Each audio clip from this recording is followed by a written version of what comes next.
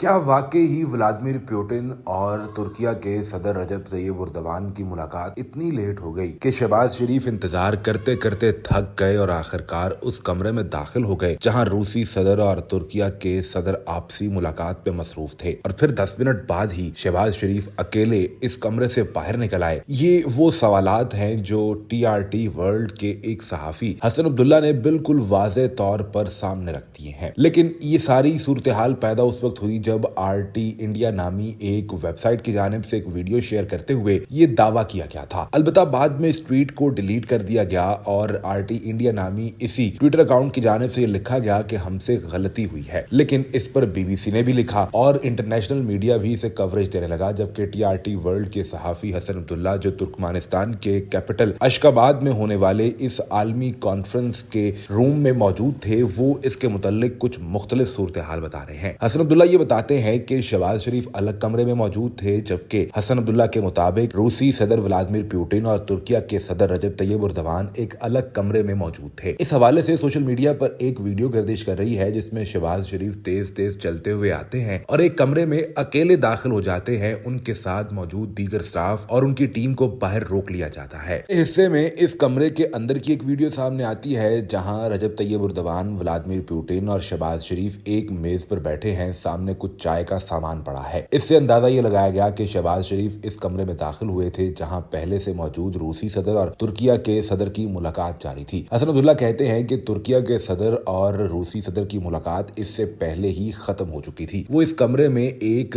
Casual मुलाकात जारी थी जिसमें सामने चाय का सामान रखा था। फॉर्मल मुलाकातों में सामने ऐसी चीजें कभी नहीं पड़ी होती। शहबाज शरीफ भी इसी कमरे में इस कैजुअल मुलाकात में साथ शामिल हो गए। कुछ देर वहां पर बैठे, आपस में गपशप की गई और फिर शहबाज शरीफ इस कमरे से बाहर निकल आए थे। पाकिस्तान में मौजूद सियासी अदम इस्तेहकाम और आपसी सियासी इख्तलाफात की बुनियाद पर RT इंडिया की वो खबर जिसे बाद में डिलीट कर दिया गया, इस पर एक पूरा हंगामा खड़ा कर दिया गया। जबकि BBC ने भी इस पर लिखा है और BBC ने तुर्किया के सदर और रूसी सदर व्लादिमीर पुतिन की आपसी मुलाकात के मुताल्लिक तफसील से लिखते हुए आखिरी पैराग्राफ में एक लाइन लिखी कि बादशाह वजीर आजम शहबाज शरीफ भी इस मुलाकात में शामिल हो गए थे। अब सवाल ये पैदा होता है कि क्या ये प्रोटोकॉल के खिलाफ वो बगैर दावत के इस मुलाकात में शामिल हुए या फिर ये एक कैजुअल मुलाकात थी जहां पर अक्सर मुख्तलिफ ममालिक के सरबराहान एक दूसरे से मुलाकात करने के लिए बैठ जाते हैं। ये उस तर्ज की कोई मुलाकात थी। इस हवाले से सवाल अब भी मौजूद है। इस पर इंटरनेशनल मीडिया भी लिख रहा है और पाकिस्तान के अंदर खास तौर पर सोशल मीडिया पर इस पर खासी बहस की जा रही है।